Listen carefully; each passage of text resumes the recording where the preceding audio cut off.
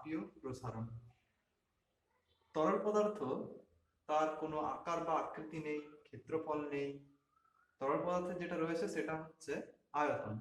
যেরকম কঠিন পদার্থের আকার বা আকৃতি, দৈর্ঘ্য, ক্ষেত্রফল, আয়তন ছিল, তরল পদার্থের কিন্তু দৈর্ঘ্য বা ক্ষেত্রফল নেই। তরল পদার্থের শুধুমাত্র আয়তন বর্তমান। তো তরল পদার্থে যদি আমি হিট করি, তো তরল পদার্থের উষ্ণতা বৃদ্ধি পাবে, যার ফলে তরল পদার্থ কিন্তু আয়তনে প্রসারিত হবে। তো এই যে উষ্ণতা বৃদ্ধির সাথে সাথে তরল পদার্থের আয়তনের প্রসারণ, এই ঘটনাটাই হচ্ছে তরল পদার্থের তাপীয় প্রসারণ। এই তরল পদার্থের তাপীয় প্রসারণের কিছু বৈশিষ্ট্য আছে, বৈশিষ্ট্যগুলো লেখা আছে এই যে এখানে। ফার্স্ট যেটা বৈশিষ্ট্য সেটা হচ্ছে না, তরল পদার্থের যে আয়তন প্রসারণ সেটা সম আয়তন কঠিনের তুলনায় প্রায় 10 গুণ বেশি হয়। এবং এই তরল পদার্থ যদি আমি ধরি, যে কোনো একটা তরল পদার্থ রয়েছে আমার কাছে এবং অন্য আরেকটা তরল পদার্থ রয়েছে, তো তাদের যদি একই টেম্পারেচার ডিফারেন্স তাদের মধ্যে যদি মানে হিট করা হয়, ধরে নেওয়া হলো যে এ একটা তরল পদার্থ আছে এ, আর বি আর একটা তরল পদার্থ, তো এদের যদি আমি 10 ডিগ্রি সেন্টিগ্রেড থেকে 80 ডিগ্রি সেন্টিগ্রেড অবধি হিট করি, মানে উষ্ণতা 10 ডিগ্রি সেন্টিগ্রেড থেকে 80 ডিগ্রি সেন্টিগ্রেডে যদি আমি উত্তপ্ত করি, তাহলে এ পদার্থটা যে পরিমাণ মানে এ তরল পদার্থটা যে পরিমাণ আয়তনে প্রসারিত হবে, বি পদার্থটা কিন্তু সেই পরিমাণ আয়তনে প্রসারিত নাও হতে পারে, আলাদাও হতে পারে। তার কারণ হচ্ছে এ পদার্থ এবং বি পদার্থের উপাদানগুলো আলাদা আলাদা, তারা ভিন্ন ভিন্ন তরল পদার্থ। তাই একই উষ্ণতা বৃদ্ধিতে সম আয়তন বিভিন্ন তরলের প্রসারণটা কিন্তু বিভিন্ন হয়। এছাড়া তরল পদার্থকে আমরা হিট করি নিশ্চয় একটা পাত্রের মধ্যে রেখে পর, মানে তরল পদার্থকে একটা পাত্রের মধ্যে রাখা হয়, তারপরে সেই তরল পদার্থ উষ্ণতা বৃদ্ধি করা হয়, তরল পদার্থে হিট অ্যাপ্লাই করা হয়। তাহলে এই সময় পাত্রটাও নিশ্চয়ই হিটটাকে নিয়ে উত্তপ্ত হয়ে আয়তনে প্রসারিত হতে পারে, যার ফলে কিন্তু তরলের যে প্রসারণটা সেটা কিন্তু একটু চেঞ্জ হয়ে যায়, মানে একটু আলাদা রকম হয়, সেটা আমরা দেখবো এক্ষুনি। তো এখানে মাথায় রাখতে হবে যে তরলের প্রসারণ যদি আমরা ক্যালকুলেট করতে চাই, মানে আয়তন প্রসারণ, তাহলে কিন্তু আমাদের পাত্রের প্রসারণটাকেও বিবেচনা করতে হবে। নিখুঁতভাবে যদি আমরা ক্যালকুলেট করতে চাই তরলের আয়তন প্রসারণ, তাহলে কিন্তু পাত্রের প্রসারণটাকেও বিবেচনা করতে হবে। তার কারণ তরলকে একমাত্র পাত্রে রেখেই কিন্তু উত্তপ্ত করতে হয়। এরপরে এই যে তরলকে পাত্রে রেখে উত্তপ্ত করতে হচ্ছে, তার ফলে কিন্তু তরলের যে আয়তন প্রসারণ সেটা দু রকমের হয়। এক হচ্ছে তরলের আপাত আয়তন প্রসারণ, আর তরলের প্রকৃত আয়তন প্রসারণ। তো এই আপাত আয়তন প্রসারণ আর প্রকৃত আয়তন প্রসারণ এই জিনিসগুলো কি, এগুলো আমরা এরপরে জানবো। তো এটা জানার জন্য আমরা একটা এখানে ফিগার রেখেছি, এখানে একটু দেখা যাক। এখানে একটা কাঁচের গোলতল ফ্লাস্ক নেওয়া হয়েছে, কাঁচের একটা ফ্লাস্ক, ঠিক আছে, এবং কাঁচের ফ্লাস্কের এখানে কর্ক লাগানো আছে, এটা একটা তার জালি এটা, এবং এই তার জালিটার নিচে একটা বার্নার রয়েছে এবং বার্নার দিয়ে হিট করা হচ্ছে। তো এই যে কাঁচের যে গোলতল ফ্লাস্ক এর মধ্যে কর্কের ছিদ্র করে একটা কৈশিক নল প্রবেশ করানো হয়েছে। কৈশিক নলটা কি? কৈশিক নল হচ্ছে একটা ক্ষুদ্র ক্রস সেকশনাল এরিয়া, মানে খুবই স্মল ক্রস সেকশনাল এরিয়া, মানে এই যে এইটা, এই যে ক্রস সেকশনাল এরিয়াটা মানে মুখের ক্ষেত্রফল, এটা হচ্ছে আলফা, প্রস্থচ্ছেদের ক্ষেত্রফল, এটা এটা খুবই স্মল।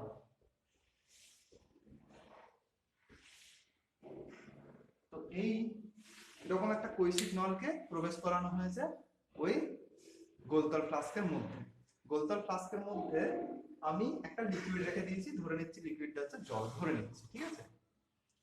তো এরপর যখন এই গোলতল ফ্লাস্কের মধ্যে কৈশিক নলটা প্রবেশ করানো হবে, এখন হিট করছি না আমি, ঠিক আছে, যখন প্রবেশ করানো হবে তখন কৈশিক নলের একটা প্রপার্টি আছে, সেটা আমরা 11 এ আছে, 11 এ পড়বে, ঠিক আছে। তো কৈশিক নলে কিন্তু উপরের দিকে উঠে যাবে, যে জলটা আছে এই জলটা কিন্তু উপরের দিকে উঠে যাবে, এবং এটা আমি ধরে নিচ্ছি এইখানে এখন রয়েছে লেভেলটা, জলের লেভেলটা এখন এইখানে রয়েছে, এটাকে আমি নাম দিচ্ছি ও, ঠিক আছে। তো এরপর আমি হিট করতে শুরু করছি, ঠিক আছে। তো এরপর আমি যখন হিট করব তখন কি হবে দেখা যাক। যদি আমি হিট করি এবং খুব ভালো রকম ভাবে পর্যবেক্ষণ করছি, ঠিক আছে, আমি হিট করছি এবং খুব ভালো রকম ভাবে ওই জলের লেভেলটা মানে ও, ওই লেভেলটাকে আমি খুব ভালো রকম ভাবে পর্যবেক্ষণ করছি, দেখা যাবে যে যেই হিট করতে শুরু করলাম, তো কিছুক্ষণ পর জলের লেভেলটা ও থেকে একটু নিচে এ তে নেমে এলো। তারপর আস্তে আস্তে জলের লেভেলটা এ থেকে উঠে বি এ চলে গেল। ঠিক আছে, এটা আমরা দেখতে পাবো এবং সেই সময় টেম্পারেচার আমরা ফিক্সড রেখে দিয়েছি, কনস্ট্যান্ট রেখে দিয়েছি। তো এইটা আমরা পর্যবেক্ষণ করব, হিট করার সাথে সাথেই দেখবো কি না জলের লেভেলটা ও থেকে এ তে নামলো এবং তারপর এ থেকে জলের লেভেলটা বি তে উঠে ফিক্সড হয়ে গেল। ঠিক আছে, টেম্পারেচার তখন ফিক্সড করে দিয়েছি আমরা। তো এইটা হলো কেন, ও থেকে এ তে নামলো তারপর এ থেকে কেন বি তে নামলো বা বি তে উঠলো, এটা হলো কেন? তার হলো যে কারণটা সেটা হচ্ছে, আমরা জানি কি যে হিটটা ফার্স্টে কে নেবে, যে গোলতল ফ্লাস্কে যখন আমরা হিট করছি, তো হিটটা ফার্স্টে নেবে হচ্ছে গোলতল ফ্লাস্কটা, মানে কাচের গোলতল ফ্লাস্কটি হিটটি নিল। এরপর সে কি করবে, এই হিটটা নিয়ে তার টেম্পারেচার ইনক্রিজ করবে। এবার যদি গোলতল ফ্লাস্কের টেম্পারেচার ইনক্রিজ করে এবং গোলতল ফ্লাস্ক হচ্ছে কঠিন, তাহলে তার আয়তনটা প্রসারিত হবে। তো যেই ওই গোলতল ফ্লাস্কের আয়তনটা প্রসারিত হয়ে গেল, সেই লেভেলটা মানে জলের যে লেভেলটা সেটা নিশ্চয়ই ও থেকে একটু নিচে নেমে যাবে, ও থেকে এ, কারণ গোলতল ফ্লাস্কের এখন আয়তনটা বেড়ে গেছে আর তখনও কিন্তু জলের হিটটা যে পৌঁছয়নি, তাহলে জলের লেভেলটা ও থেকে এতে নেমে গেল। ঠিক আছে, তাহলে ফার্স্টে ও থেকে এতে নেমে গেল, তীর চিহ্ন দিলাম মানে ও থেকে এতে নেমে গেল। এরপর মানে ও থেকে এতে নামার জন্য যেটা দায়ী সেটা হচ্ছে কাঁচের যে ফ্লাস্কটা সেটা আয়তনে প্রসারিত হচ্ছে, এইটাই। এরপর হিটটা কাঁচের গোলতল ফ্লাস্ককে পেরিয়ে জলে প্রবেশ করবে। তো যেই হিটটা জলে প্রবেশ করবে সেই জলের টেম্পারেচার বৃদ্ধি পাবে, জলের টেম্পারেচার যে বৃদ্ধি হবে সেই জলটা আয়তনে প্রসারিত হবে, কারণ আমরা পড়েছি যে তরল পদার্থ যদি টেম্পারেচার ইনক্রিজ হয় তাহলে তরল পদার্থ আয়তনে প্রসারিত হয়। তো এরপর জল ওই হিটটা নিল এবং তার উষ্ণতা বৃদ্ধি পেল এবং সে আয়তনে প্রসারিত হলো এবং আমরা দেখব কি আমরা এই এ থেকে বি পর্যন্ত লেভেলটা উঠে গেল, এটা আমরা পর্যবেক্ষণ করব। ঠিক আছে, তাহলে এইটা হবে আমাদের টোটাল সিনারিও। তো এখানে আমরা একটা জিনিস দেখতে পাচ্ছি যে ফার্স্টে ও থেকে এ তে নামলো, তারপর কিন্তু এ থেকে বি তে উঠলো। এরপর যদি কেউ ঠিকমতো পর্যবেক্ষণটা না করে, মানে একটু অসতর্কভাবে পর্যবেক্ষণ করে, সে কি দেখবে, সে দেখবে যে জলের লেভেলটা ও তে ছিল এবং কিছুক্ষণ পর সে লেভেলটা দেখলো বি তে উঠে গেল, মানে সে দেখবে ও থেকে ডাইরেক্ট বি তে উঠে গেছে। যদিও ও থেকে এ, এই যে অংশটা, এই অংশটা কিন্তু খুবই ক্ষুদ্র হয়। ঠিক আছে, মানে এই অংশটা কিন্তু খুবই ক্ষুদ্র হয়। তো এটা সচরাচর চোখে কিন্তু পড়ে না, কিন্তু খুব একদম নিখুঁত ভাবে লক্ষ্য করলে এবং যদি কৈশিক নলটা যদি খুব সরু হয় তাহলে কিন্তু এটা লক্ষ্য করা যাবে। তাহলে অরিজিনালি কিন্তু ও থেকে এ তে নামলো তারপর এ থেকে বি তে উঠলো, আর যদি কেউ অসতর্ক ভাবে যদি লক্ষ্য করে তাহলে সে দেখবে ডাইরেক্ট ও থেকে বি তে উঠে গেল। ঠিক আছে, তাহলে এইখানে দু ধরনের প্রসারণ হচ্ছে এবং কিভাবে হচ্ছে সেটা দেখা যায়। ফার্স্ট যেটা হচ্ছে সেটা হচ্ছে, যদি আমি দেখি এ থেকে বি অংশটা, তো এ থেকে বি অংশটা ভালো করে দেখো, জল হিটটা নিয়ে আয়তনে প্রসারিত হলো তার টেম্পারেচার ইনক্রিজ করে। ঠিক আছে, তাহলে এ থেকে যে বি অংশটা সেটা পিওরলি জলের আয়তন প্রসারণের জন্য হচ্ছে। তাহলে এ থেকে যে বি এর অংশটা সেটাকে আমি, এ থেকে যে বি এর অংশটা, এই অংশটার জন্য মানে এই যে ইনক্রিজ ইন হাইট, এটার জন্য কিন্তু দায়ী হচ্ছে আয়তন প্রসারণ লিকুইডটার। কিন্তু কি ধরনের আয়তন প্রসারণ? প্রকৃত আয়তন প্রসারণ, এটা কিন্তু মাথায় রাখতে হবে। জলের নিজস্ব আয়তন প্রসারণ, জলটা নিজে কতটা বাড়লো তার প্রকৃত আয়তন প্রসারণ। ঠিক আছে, এরপর যে নিখুঁতভাবে দেখবে না, একটু অসতর্কভাবে দেখবে, সে দেখবে ও থেকে বিতে চলে গেল ডাইরেক্ট, তাহলে সে ভাববে যে জলটা সিম্পল ও থেকে বি পর্যন্ত উঠেছে তার লেভেলটা, মানে তার আয়তন প্রসারণ হয়েছে ও থেকে বি অংশের। তাহলে ও থেকে বিটাকে আমি কি বলবো, ও থেকে বি এই যে অংশটা, এই অংশটা হচ্ছে যে ভাববে মানে যে অসতর্ক ভাবে দেখেছে সে ভাববে এইটা হচ্ছে জলের প্রসারণ, এটা কিন্তু জলের প্রসারণ নয়। এটা তাহলে আমি কি বলবো, এটা বলবো হচ্ছে আয়তন প্রসারণ, কিন্তু আপাত বা অ্যাপারেন্ট অ্যাপারেন্ট ভলিউম এক্সপানশন, আপাত আয়তন প্রসারণ। ওটার মনে হবে কিন্তু ওটা হয়নি। অরিজিনালি জলটা এ থেকে বি তে গেছে, যে ভালোভাবে দেখেছে সেই বুঝতে পেরেছে, কিন্তু যে ভালোভাবে দেখেনি সে তো ভাববে ও থেকে বি তে চলে গেছে, তাহলে এটা তার মনে হবে, মানে এটা অ্যাপারেন্ট আপাত আয়তন প্রসারণ। ওটা রইল ও থেকে এ অংশটা, ও থেকে এ এই অংশটার জন্য দায়ী কে? এই অংশটার জন্য দায়ী হচ্ছে, ভালো করে দেখো সিম্পল, যে পাত্রটা ছিল সেই পাত্রটা যে প্রসারিত হচ্ছিল তার জন্য জলের লেভেলটা ও থেকে এতে নামছে। তাহলে এই অংশটার জন্য দায়ী হচ্ছে আমাদের সিম্পল পাত্রের প্রসারণ। এখানে বেসিক্যালি পাত্রের আয়তন প্রসারণ। ঠিক আছে, তাহলে বোঝা গেল তিনটা অংশ, একটা পাত্রের আয়তন প্রসারণ, একটা আপাত প্রসারণ যেটা মনে হবে, আর একটা হচ্ছে জলের বা লিকুইডের প্রকৃত আয়তন প্রসারণ। তাহলে এরপর যদি আমি ধরে নিই যে নলটার যে প্রস্থচ্ছেদের ক্ষেত্রফল সেটা সুষম, তাহলে এখানে আমি লিখতে পারি সিম্পল, এখানে ধরেই নেওয়া হয়েছে প্রস্থচ্ছেদের ক্ষেত্রফলটা সব জায়গাতে কনস্ট্যান্ট আছে, ফিক্সড আছে। তাহলে এখান থেকে আমি দেখতে পাচ্ছি ফিগারটা থেকে যে এ থেকে বি ডিস্টেন্সটা সিম্পল এ থেকে ও প্লাস ও থেকে বি লেখা যেতে পারে। এটা মানে এই যে এ বি ইকুয়ালস টু এ ও বা ও এ প্লাস ও বি, এটা লেখা যেতে পারে এবি সমান ও এ প্লাস ও বি। তাহলে এবি সমান কি? প্রকৃত আয়তন প্রসারণ, প্রকৃত আয়তন প্রসারণ সমান ওয়েটা কি বটে? ওয়েটা হচ্ছে পাত্রের প্রসারণ, আর ওবিটা কি? ওবিটা হচ্ছে আপাত আয়তন প্রসারণ। তাহলে এখানে ফার্স্ট লিখছি ওবিটার জন্য আপাত আয়তন প্রসারণ প্লাস ও এ, ওয়েটা হচ্ছে পাত্রের প্রসারণ। তাহলে এটা হচ্ছে আমার আপাত আয়তন প্রসারণ আর প্রকৃত আয়তন প্রসারণের মধ্যে সম্পর্ক। ঠিক আছে, বোঝা গেল। তাহলে যদি আপাত আয়তন প্রসারণ হয়, প্রকৃত আয়তন প্রসারণ হয়, তাহলে নিশ্চয়ই আপাত আয়তন প্রসারণ গুণাঙ্ক হবে, আবার প্রকৃত আয়তন প্রসারণও গুণাঙ্ক হবে। তাহলে এরপর আমরা ওগুলি করবো, আপাত আয়তন প্রসারণ গুণাঙ্ক এবং প্রকৃত আয়তন প্রসারণ গুণাঙ্ক। মাথায় রাখতে হবে এটা হচ্ছে সম্পর্ক, আপাত আয়তন প্রসারণ আর প্রকৃত আয়তন প্রসারণের মধ্যে সম্পর্ক হচ্ছে এটা। প্রকৃত আয়তন প্রসারণ সমান আপাত আয়তন প্রসারণ প্লাস পাত্রের প্রসারণ। এরপর আমাদের যেটা জানতে হবে যে প্রকৃত আয়তন প্রসারণ কাকে বলে আর আপাত আয়তন প্রসারণ কাকে বলে। তো দেখো ভালো করে, আমি ফার্স্টে যদি আপাত আয়তন প্রসারণটা আসি, আপাত আয়তন প্রসারণটা হচ্ছে ও থেকে বি অংশটা। ঠিক আছে, তাহলে এই ও থেকে বি অংশটাতে আমি কিন্তু মানে সিম্পল ও থেকে এটাকে নেগলেক্ট করে দিচ্ছি, মানে ধরেই নিচ্ছি যে ও থেকে এটা হয়নি, ডাইরেক্ট তরলটা ও থেকে বি অবধি চলে গেছে লেভেলটা। তাহলে ও থেকে বি এর যে অংশটা সেটা হচ্ছে আপাত আয়তন প্রসারণ। এরপর কি করে বলবো আমি?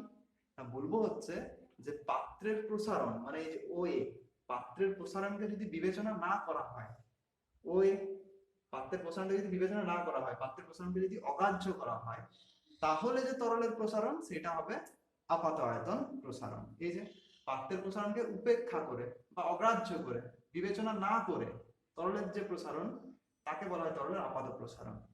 তরলের প্রকৃত প্রসারণটা কি? তরলের প্রকৃত প্রসারণ হচ্ছে যদি আমি পাত্রের প্রসারণটাকে বিবেচনা করি, মানে ও থেকে এ তে নামলো তারপর এ থেকে বি তে গেল, তাহলে যে প্রসারণটা হবে সেটা হচ্ছে প্রকৃত আয়তন প্রসারণ। তাহলে পাত্রের প্রসারণকে বিবেচনা করে বা পাত্রের প্রসারণকে গ্রাহ্য করে বা পাত্রের প্রসারণকে বিবেচনা করে যে আমাদের আয়তন প্রসারণ হচ্ছে তরলের, সেটা হচ্ছে তরলের প্রকৃত প্রসারণ। ঠিক আছে, তাহলে এগুলি আসছে আমাদের তরলের আপাত প্রসারণ এবং প্রকৃত প্রসারণের সংজ্ঞা।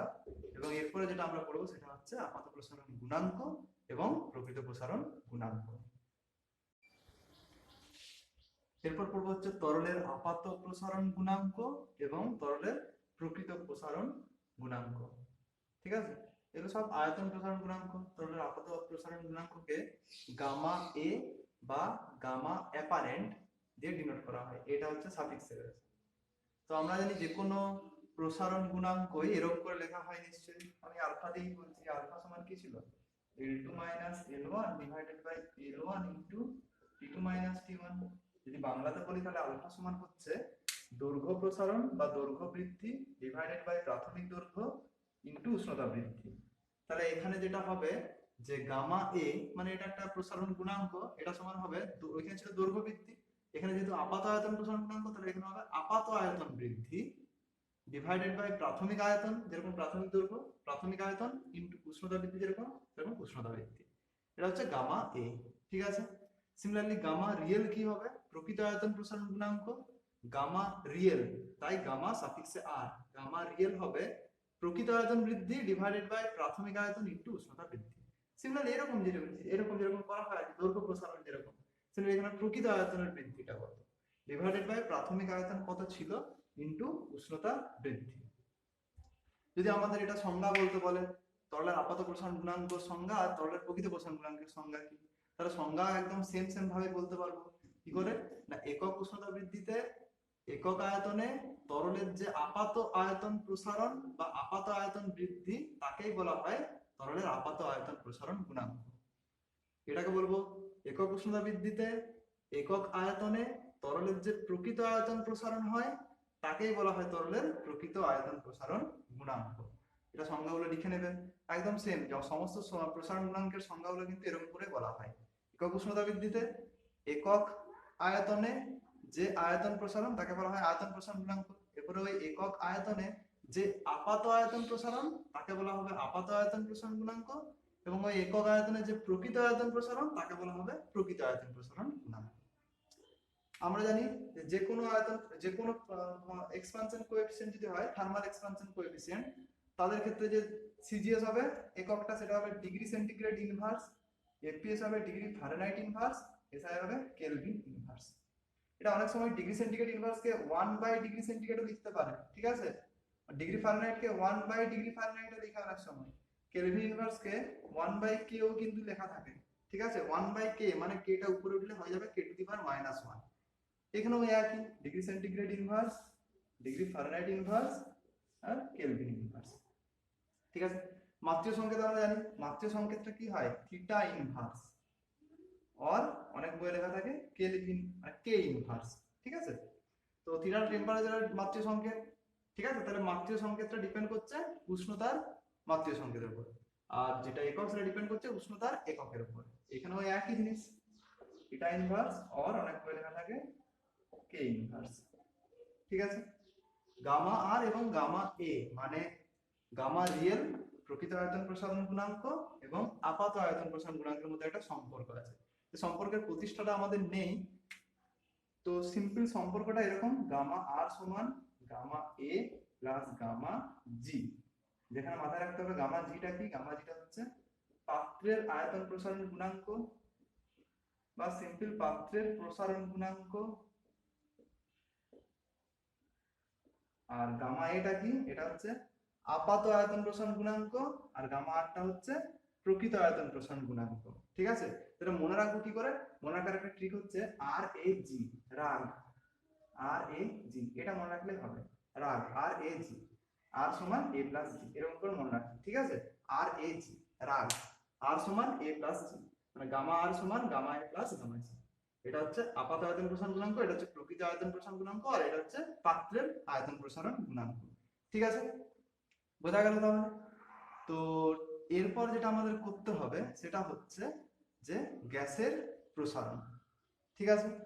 তার আগে এখান থেকে একটা জিনিস দেখতে পাচ্ছি যে দেখো গামা জি তার সাথে গামা এ যোগ করে গামা আর আসছে, মানে এখানে আমি বলতে পারি যে গামা রিয়েলটা অবশ্যই গ্রেটার দেন গামা এ হবে, কারণ গামা এর সাথে গামা জি যোগ করে আমি গামা আর পাচ্ছি, তাহলে গামা রিয়েলটা গামা এর থেকে তো অবশ্যই বেশি হবে, মানে কোন একটা তরলের প্রকৃত আয়তন প্রসারণটা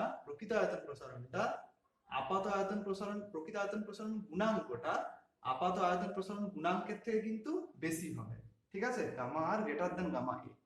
এছাড়া আরেকটা জিনিস যেটা হচ্ছে সেটা যে প্রকৃত আয়তন প্রসারণ গুণাঙ্ক আর আপাত আয়তন প্রসারণ গুণাঙ্ক এর মধ্যে কোনটা তরলের নিজস্ব ধর্ম, গামা আর, গামা আর হচ্ছে তরলের নিজস্ব ধর্ম, গামা আর হচ্ছে তরলের নিজস্ব ধর্ম, মানে গামা আরটা এটা কিন্তু অন্য কোনো পাত্রের উপর ডিপেন্ড করছে না। মানে যদি এরকম করে বলা হয় যে একটা তরল আছে, মানে মনে করো এরকম একটা তরল আছে, এরকম পাত্রে আমি রেখেছি তরলটাকে, এটা মনে করো একটা তরল জল রয়েছে, মনে করো এটা মনে করো লোহার পাত্র, ঠিক আছে। আর যদি আমি ওই একই আয়তনের একটা পাত্র নিই, যেখানে একই আয়তনে বা একই লেভেলে আমাদের জল রয়েছে, মানে এরকম আরেকটা সেম পাত্র নিয়েছি, এবং যতটা লেভেলে জলটা আছে ঠিক ততটা লেভেলেই জল আছে, এটা কিন্তু কাঁচের পাত্র, ঠিক আছে? মানে জলটা ওই ওইখানেও যে লেভেলে ছিল এখানেও একই লেভেলে আছে এবং দুজনকার ভলিউমটা সেম। লোহার পাত্রের যা ভলিউম, এটারও সেম ভলিউম। বা এরকম বলতে পারি, যতটা আয়তনে জল ছিল ততটা আয়তনেই লোহার পাত্রে জল আছে, তাদের আকারগুলো সেম আছে, লোহার পাত্র এবং কাঁচের পাত্র।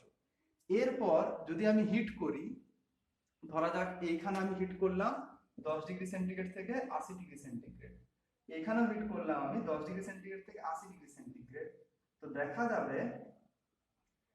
যাবে যে এইখানে জলের যে আয়তন প্রসারণ হবে, মানে আপাত আয়তন প্রসারণ গুণাঙ্কটা, এইখানে কিন্তু জলের আপাত আয়তন প্রসারণ গুণাঙ্কটা কিন্তু সেটা হবে না, ওটা কিন্তু চেঞ্জ হয়ে যাবে। কারণ জলের আপাত আয়তন প্রসারণ গুণাঙ্কটা ডিপেন্ড করে হচ্ছে পাত্রের আয়তন প্রসারণের উপর, ঠিক আছে? বা আমি বলতে পারি জলের আপাত আয়তন প্রসারণ গুণাঙ্কটা কিন্তু পাত্র টু পাত্র ভ্যারি করে, মানে যেরকম পাত্র নেব সেরকম কিন্তু আপাত আয়তন প্রসারণ গুণাঙ্ক হবে এবং সেরকম কিন্তু আপাত আয়তন প্রসারণটাও হবে, ঠিক আছে? তাহলে এখানে আরেকটা জিনিস যেটা, সেটা হচ্ছে জলের আপাত আয়তন প্রসারণ, এটা কিন্তু ডিপেন্ড করছে পাত্রের প্রসারণের উপর, ঠিক আছে? বা জলের আপাত আয়তন প্রসারণ গুণাঙ্ক, এটা কিন্তু ডিপেন্ড করছে পাত্রের আয়তন প্রসারণ গুণাঙ্কের উপর। অপরদিকে তরলের যেটা নিজস্ব ধর্ম, যেটা আর কি তরলের প্রকৃত আয়তন প্রসারণ গুণাঙ্ক, সেটা কিন্তু এদের উপর ডিপেন্ড করছে না। এ কিন্তু সিম্পল তরলের প্রাথমিক আয়তন এবং উষ্ণতা বৃদ্ধি, এটার উপরে কিন্তু ডিপেন্ড করছে, ঠিক আছে? আরেকটা যেটা মাথায় রাখতে হবে সেটা হচ্ছে তরলের প্রকৃতি। তরলের প্রকৃতির উপরে কিন্তু তরলের প্রকৃত আয়তন প্রসারণ গুণাঙ্ক ডিপেন্ড করে। তরলের আপাত আয়তন প্রসারণ গুণাঙ্ক কার কার উপর ডিপেন্ড করে আর তরলের প্রকৃত আয়তন প্রসারণ গুণাঙ্ক কার কার উপর ডিপেন্ড করে, এটা আমরা এরপরে দেখব, ঠিক আছে? এবারে কিছু ইনফরমেশন দেখব যেগুলো বললাম এর আগেই। ফার্স্ট যেটা হচ্ছে, তরলের প্রাথমিক আয়তন যত বেশি হবে তার প্রকৃত এবং আপাত আয়তন প্রসারণও তত কিন্তু বেশি হবে, ঠিক আছে? সেকেন্ড হচ্ছে, তরলের উষ্ণতা যত বেশি বৃদ্ধি পাবে তার প্রকৃত এবং আপাত আয়তন প্রসারণ কিন্তু তত বেশি হবে। থার্ড হচ্ছে, তরলের প্রকৃত প্রসারণ বা প্রকৃত আয়তন প্রসারণ কেবলমাত্র তরলের প্রকৃতির উপর নির্ভরশীল, পাত্রের প্রকৃতির উপর কিন্তু নির্ভরশীল নয়, ঠিক আছে? তরলের যে প্রকৃত প্রসারণ সেটা কিন্তু তরলের প্রকৃতির উপর একমাত্র নির্ভরশীল, পাত্রের প্রকৃতির উপর কিন্তু নির্ভরশীল করে না। ফোর্থ হচ্ছে, তরলের আপাত আয়তন প্রসারণ, আপাত প্রসারণ যেটা, সেটা তরলের প্রকৃতি ও পাত্রের প্রকৃতি উভয়ের উপরে নির্ভর করে। তরলের আপাত প্রসারণ তরলের প্রকৃতি, মানে কেমন তরল, লিকুইড যেটা জল বা তেল বা অন্য কিছু, তার উপর নির্ভর করে, এবং যে পাত্রে আমরা হিট করছি তরলটাকে রেখে সেই পাত্রের প্রকৃতির উপর কিন্তু নির্ভর করে তরলের আপাত প্রসারণটা। ফিফথ হচ্ছে, আপাত প্রসারণ গুণাঙ্কের মান পাত্রের উপাদানের প্রসারণ গুণাঙ্কের মানের উপর কিন্তু নির্ভরশীল, বিরাট ইম্পর্টেন্ট এটা। সিক্সথ হচ্ছে, প্রকৃত প্রসারণ গুণাঙ্কের মান কিন্তু পাত্রের উপাদান প্রসারণ গুণাঙ্কের উপর নির্ভর করে না। ভিন্ন ভিন্ন পাত্রের ক্ষেত্রে একই তরলের আপাত প্রসারণ গুণাঙ্ক কিন্তু ভিন্ন হবে, ঠিক আছে? এটা বিরাট ইম্পর্টেন্ট। ভিন্ন ভিন্ন পাত্রের ক্ষেত্রে একই তরলের আপাত প্রসারণ গুণাঙ্ক ভিন্ন।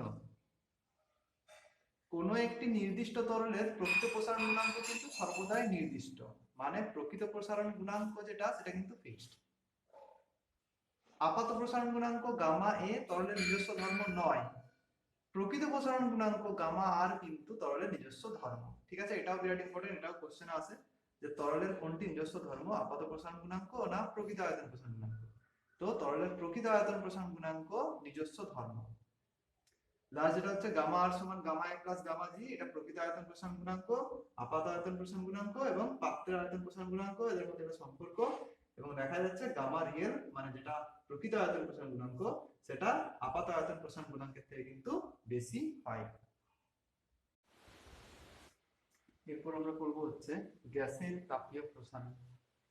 আমরা ক্লাস 10 গ্যাসের আচরণ চ্যাপ্টার পড়ে চলে এসেছি, ঠিক আছে? তো গ্যাসের আচরণে আমরা দেখে এসেছি যে গ্যাস কিরকম ভাবে বিহেভ করছে, তার উপর টেম্পারেচার যদি ইনক্রিজ করি তাহলে গ্যাস কি হচ্ছে, যদি প্রেসার ইনক্রিজ করি তাহলে গ্যাসের কি হচ্ছে। তো সেগুলোর থেকে আমরা যে জেনেছি ওই চ্যাপ্টারটা থেকে যে কোনো একটা গ্যাস, তো এই গ্যাসের সম্পর্কে যদি আমাদের মানে গ্যাসের অবস্থা সম্পর্কে যদি আমাদের সঠিক ধারণা বা ধারণা করতে হয় তাহলে আমাদের তিনটে প্যারামিটার সম্পর্কে জানতে হবে। এক হচ্ছে প্রেসার মানে চাপ, এক হচ্ছে ভলিউম মানে আয়তন, আর একটা হচ্ছে টেম্পারেচার মানে উষ্ণতা। এই তিনটি বিষয় সম্পর্কে যদি আমরা জানতে পারি কোনো গ্যাসের, তাহলে সেই গ্যাসের সম্পর্কে আমি ধারণা করতে পারি, গ্যাসের অবস্থা সম্পর্কে আমি ধারণা করতে পারি। ঠিক আছে, তো এরপর আমাদের যেটা দেখতে হবে সেটা হচ্ছে যে একটা গ্যাস, যদিও এটা আমরা বয়েলের সূত্রে পড়ে এসেছি, তাও এখানে যেটা হচ্ছে সেটা যে একটা গ্যাসকে যদি আমরা হিট করি তাহলে কি হতে পারে। তো গ্যাসটাকে যদি হিট করা হয় তাহলে তার দুরকম ওয়েতে গ্যাসটাকে হিট করা যেতে পারে। ঠিক আছে, কোনো গ্যাসকে দুভাবে উত্তপ্ত করা যায়। ফার্স্ট যেরকম ওয়েতে গ্যাসটাকে হিট করা হয় সেটা হচ্ছে আমরা স্থির চাপে গ্যাসটার উষ্ণতাটাকে বৃদ্ধি করি। ঠিক আছে, তাহলে স্থির চাপে গ্যাসকে উত্তপ্ত করা হয়, এটা একটা ওয়ে। আরেকটা হচ্ছে আমরা স্থির আয়তনে গ্যাসটাকে হিট করতে পারি, স্থির আয়তনে গ্যাসকে উত্তপ্ত করা। তাহলে এই দুটি ওয়ে। এরপর আমরা গ্যাসের আচরণ চ্যাপ্টারে অনেক সূত্র পড়েছি, সেখানের মধ্যে যদি স্থির চাপে গ্যাসকে উত্তপ্ত করা হয়, স্থির চাপে যদি গ্যাসকে উত্তপ্ত করা হয় তাহলে এটা নিশ্চয়ই চার্লসের সূত্র ছিল। চার্লসের সূত্র এটা কি বলছে, স্থির চাপে কোনো একটা নির্দিষ্ট ভরে গ্যাসকে যদি উত্তপ্ত করা হয় প্রতি 1 ডিগ্রি সেন্টিগ্রেড উষ্ণতা বৃদ্ধির জন্য 0 ডিগ্রি সেন্টিগ্রেড উষ্ণতায় যে আয়তন ছিল তার 1/2 অংশ যথাক্রমে বৃদ্ধি পাবে যদি উষ্ণতাটা বৃদ্ধি করি, আর যদি আমি উষ্ণতা হ্রাস করি তাহলে আয়তনটা হ্রাস পাবে। ওই রকম হয়ে এটা আমরা জানি চার্লস। তাহলে দেখছি স্থির চাপে যদি গ্যাসকে উত্তপ্ত করা হয় তাহলে কি হচ্ছে, আয়তন বৃদ্ধি পাচ্ছে, আয়তনটা মানে ভলিউমটা ইনক্রিজ করছে, মানে গ্যাসটা আয়তনে বৃদ্ধি পাচ্ছে। এটা হচ্ছে রেনোর সূত্র, রেনো বা চাপের সূত্র, রেনোর সূত্র। এটা কি বলছে, এটা ওই একই, শুধুমাত্র চার্লসের যেখানে চাপ ছিল সেখানে আয়তন করে দেওয়া হচ্ছে, আর কিছুই না। এটা বলছে স্থির আয়তনে প্রতি 1 ডিগ্রি সেন্টিগ্রেড উষ্ণতা বৃদ্ধি বা হ্রাসের জন্য 0 ডিগ্রি সেন্টিগ্রেড উষ্ণতায় ওই গ্যাসের যে চাপ ছিল তার 1/273 অংশ যথাক্রমে বৃদ্ধি বা হ্রাস পায়। মানে এখানে স্থির আয়তনে বলা হচ্ছে। তো স্থির আয়তনে যদি গ্যাসটাকে হিট করা হয় তাহলে সেই গ্যাসটার চাপ বৃদ্ধি পাবে। তাহলে দুরকম ওয়েতে গ্যাসটাকে হিট করলে গ্যাসের দুরকম জিনিস বৃদ্ধি পাচ্ছে, একটাতে আয়তন বৃদ্ধি পাচ্ছে, একটাতে চাপ বৃদ্ধি পাচ্ছে। তাহলে গ্যাসের ক ধরনের প্রসারণ বর্তমান, না গ্যাসের দু ধরনের প্রসারণ বর্তমান, এক হচ্ছে আয়তন প্রসারণ আর এক হচ্ছে চাপ প্রসারণ। আরো ভালোভাবে বললে স্থির চাপে আয়তন প্রসারণ, স্থির আয়তনে চাপ প্রসারণ। গ্যাসের দু ধরনের আয়তন প্রসারণ বর্তমান।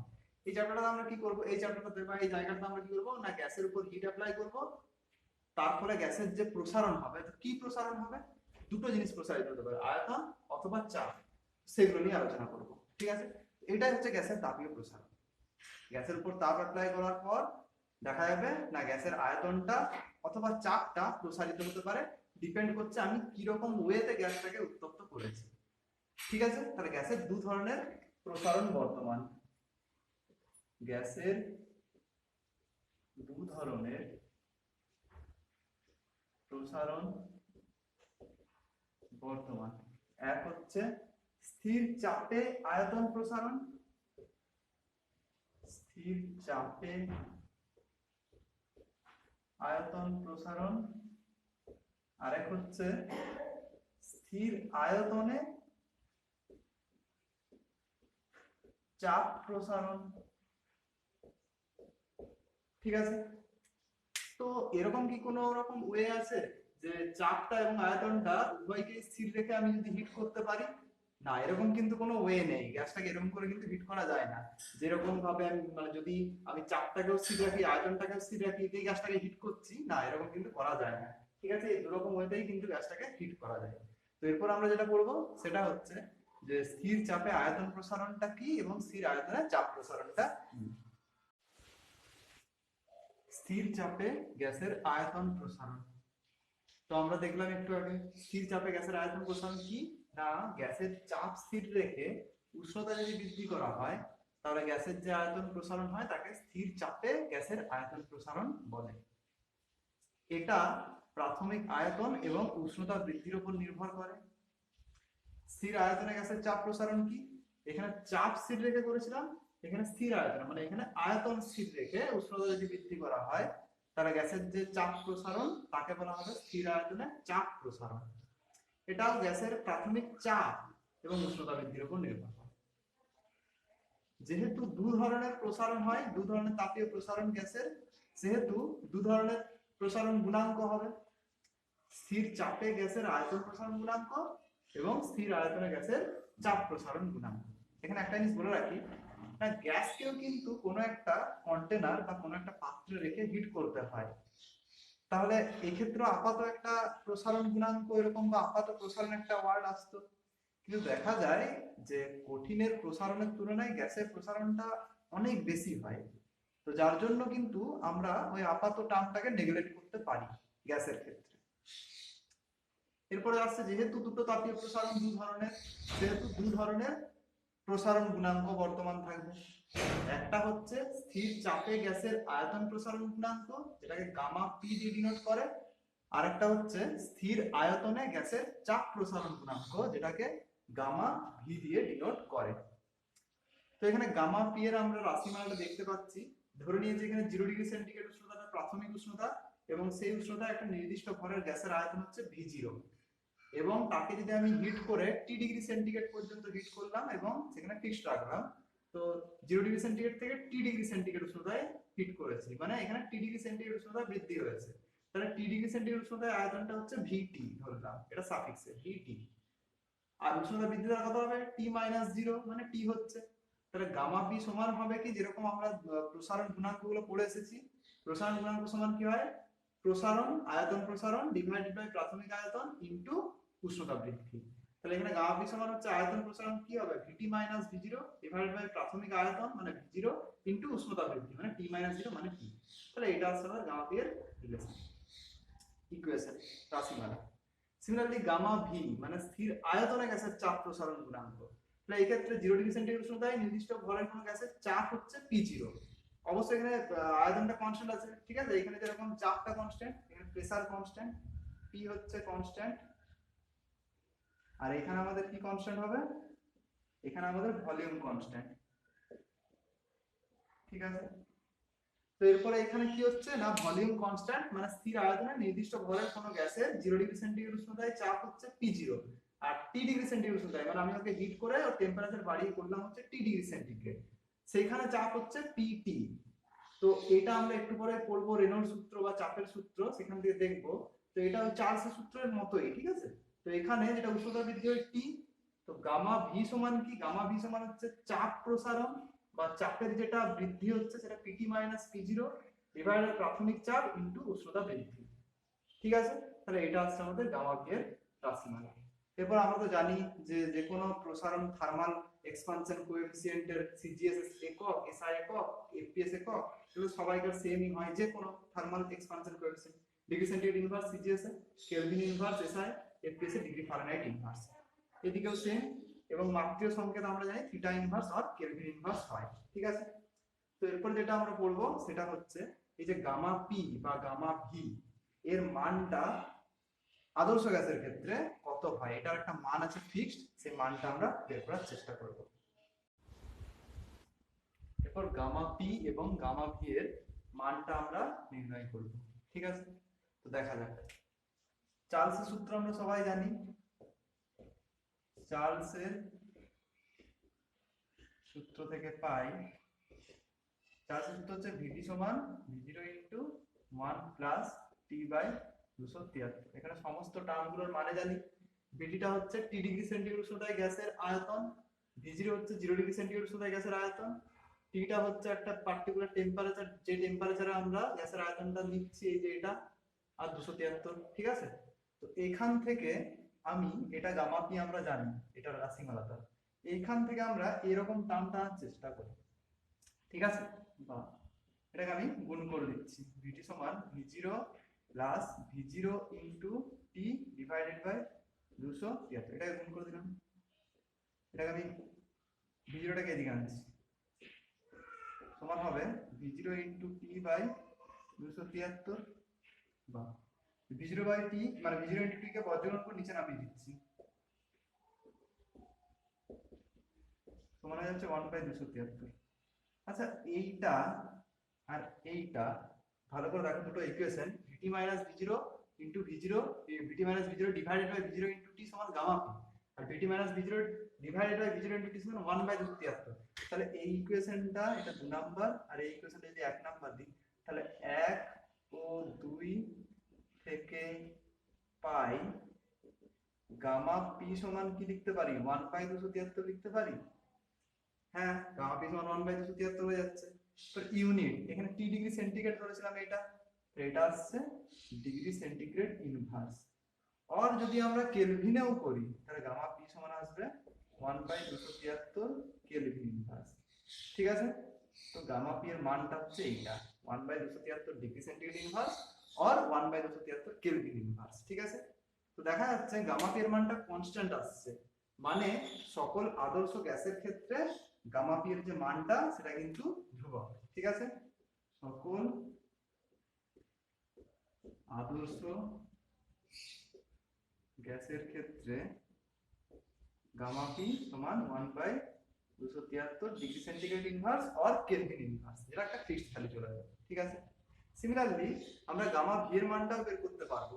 ঠিক আছে, গামা ভি এর মানটাতে আমরা যেটা লাগাবো সেটা হচ্ছে চাপের সূত্র, অনেক সময় এটাকে রেনল্ডস সূত্র বলা হয়।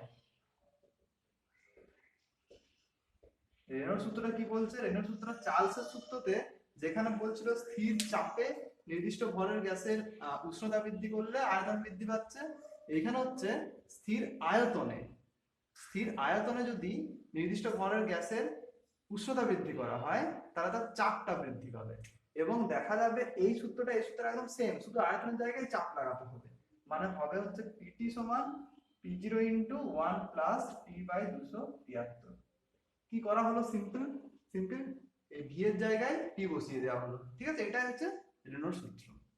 তাহলে এইখান থেকে যদি আমি ওই সেম ক্যালকুলেশন করি, একদম সেম, আচ্ছা করেই দিচ্ছি, বাহ, তাহলে পিটি সমান আছে, এটা গুণ করছি, p0 plus p0 into T by 273, বা পিটি মাইনাস p0 সমান আসছে p0 ইন্টু টি বাই 273, বা PT minus p0 divided by p0 into T সমান হচ্ছে 1 বাই 273। এই ইকুয়েশনটা আর এই ইকুয়েশনটা, এটাকে আমি নাম দিচ্ছি 3, নাম দিচ্ছি 4। 3 নম্বর আর 4 নম্বর ইকুয়েশনটা দেখো, PT minus p0 divided by p0 into T সমান গামা ভি, এটা সমান আছে 1 বাই 273। তাহলে গামা ভি সমান কত আসছে, 1 বাই 273 ডিগ্রি সেন্টিগ্রেড ইনভার্স, আর গামা ভি সমান কেউ কেউ রেখে 1 বাই 273 কেলভিন, দুটো একই জিনিস। ঠিক আছে, তাহলে গামা পি এবং গামা ভি দুটোর মান কি সেমই এলো? হ্যাঁ, দুটোর মান সেম এলো। অতএব দেখা যাচ্ছে গামা পি সমান গামা ভি। ঠিক আছে, কোশ্চেনটা অনেক সময় মাধ্যমিক এরকম আছে, gamma P is to, gamma P সমান কত, অ্যানসার হবে 1:1 বা সিম্পল 1। ঠিক আছে, কারণ দুটো হচ্ছে সেম, 1 বাই 273। ঠিক আছে, তাহলে এটা আমাদের গ্যাসের প্রসারণ শেষ।